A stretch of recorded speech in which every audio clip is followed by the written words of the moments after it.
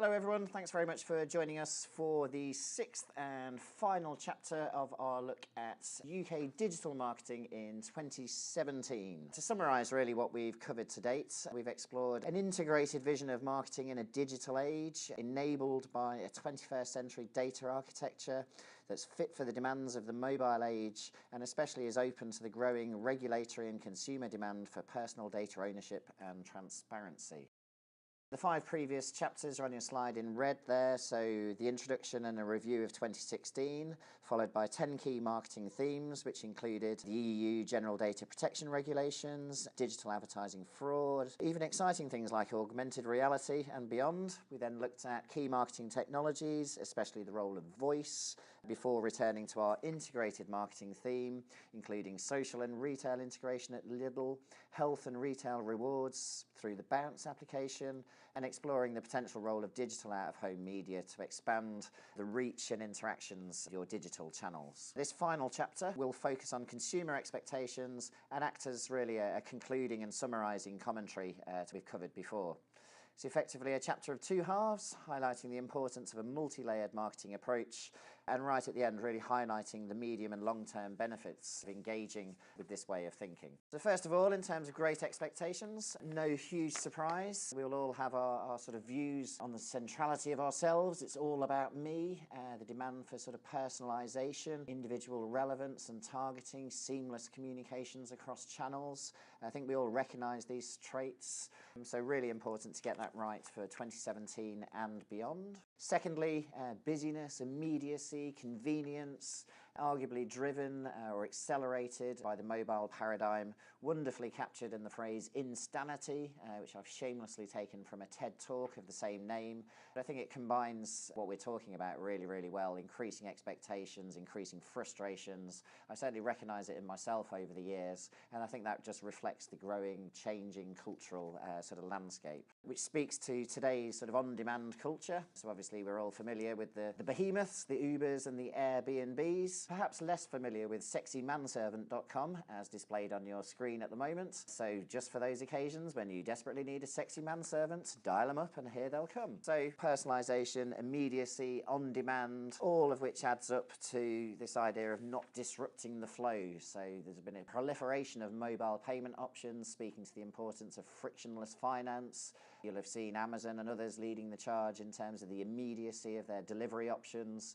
So again, just developing the insanity sort of idea, the need for immediate and instant sort of gratification from a business point of view, removing any barriers to conversion and fulfillment of transactions, etc. So a real seamless, personal sort of digital landscape. But it's important as well to sort of take a step back from these sort of digital imperatives, I suppose, and I kind of take as my starting point the meaningful brands work that Havas have delivered over recent years, and you can cross-reference with various lists of the most trusted brands. And I guess one of the key takeaways from those lists is that they are constantly dominated by retailers, i.e. the stores and brands that we interact with on a regular or routine basis, that we have a physical sort of relationship with, i.e. walking into the supermarket, whether for our top-up shopping or our main weekly shop. And we reflected on the importance of physical retail in the context of Amazon Go and emphasised the fact that 85% or more of all retail spend continues to be offline. So that's an important sort of contextual point as to how we as brands can develop a niche and a routine role in our customers' lives so that we can stand out and avoid being one of those 70 to 80% of brands that consumers simply wouldn't notice if they disappeared. That figure taken from Havas's meaningful brands work. So what can we do to sustain our relationships? How can we build the bridge between the online seamlessness and personalisation and the offline sort of real-world dynamics? Can we leverage local and community issues in the way that the Co-op have attempted to do with their points basis, money for you and money for your local causes? How do we stand out from the crowd as the marketing canvas continues to expand? And for me, it's really about building these bridges between your digital and online operation and your offline role in people's lives. And creative executions of that can be really powerful in sustaining a key role in people's lives. One area that people have got a lot of interest in over the years, whether it's grown out of corporate social responsibility, and it's been particularly highlighted now, is the role role of purpose and positioning. We've talked about Unilever in earlier chapters and their understanding of their role as a citizen of the world. And of course, today it's very much in the spotlight in relation to brand and business reactions to some of President Trump's recent policies. And, you know, there's been a lot of debate as to how political, with a capital P, brands should be. But I think for me, it's all about authenticity. It's very difficult to all of a sudden become a political player if you've not had that as a feature of your brand. So I would prefer really to think of it as political or social without the capitals. So political in support of immigrants, etc., not party political, as seems to be the thrust of some of the President Trump critiques.